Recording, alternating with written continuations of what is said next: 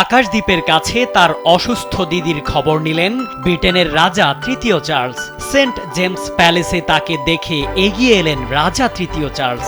ভারতীয় পেসার আকাশদ্বীপ চমকে গেলেন। রাজা জিজ্ঞেস করলেন, তোমার দিদি এখন কেমন আছে? তার ক্যান্সারে আক্রান্ত দিদির খোঁজ নিচ্ছেন এক দেশের রাজা। দৃশ্যটা শুধু অভাবনীয় নয়, হৃদয় ছুঁয়ে যাওয়ার। মঙ্গলবার ব্রিটেনের রাজার আমন্ত্রণে সেন্ট জেমস প্যালেসে যান ভারতীয় ক্রিকেট দলের সদস্যরা। ছিলেন অধিনায়ক শুভমান গিল, বুমরাহ, আকাশদ্বীপ, হরমনপ্রীত রা। উপস্থিত ছিলেন ভারতীয় ক্রিকেট বোর্ডের সচিব দেবজিৎ সাইকিয়া ও সহসভাপতি রাজীব শুক্ল।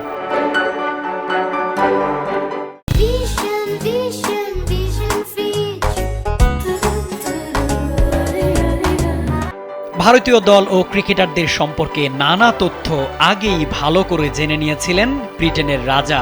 ক্রিকেটারদের ২২ গজের বাইরের জীবন সম্পর্কেও অবগত ছিলেন তৃতীয় চার্লস। অধিনায়ক গিল বলেন, রাজা তৃতীয় চার্লসের সঙ্গে দেখা করার অভিজ্ঞতা দুর্দান্ত।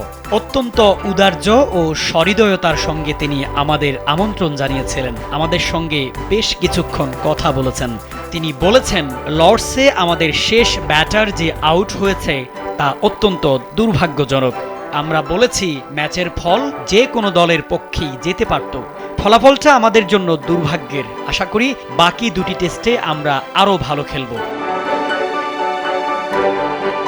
রাজা ক্রিকেটারদের সঙ্গে দীর্ঘ সময় কাটান। আকাশদ্বীপের দিদির অসুস্থতা, অরুণ জেটলির সঙ্গে তার পূর্ণ বন্ধুত্ব, এসব কথা উঠে আসে তার আলোচনায়। রাজীব শুক্ল বলেন, এমন মানবিক রাজার সাক্ষাৎ আমাদের সবার মনে দাগ কেটে গেল। ভারতীয় ক্রিকেটারদের চোখে এ শুধু এক রাজ সাক্ষাৎ নয়, মানবিকতার এক অনন্য উদাহরণ।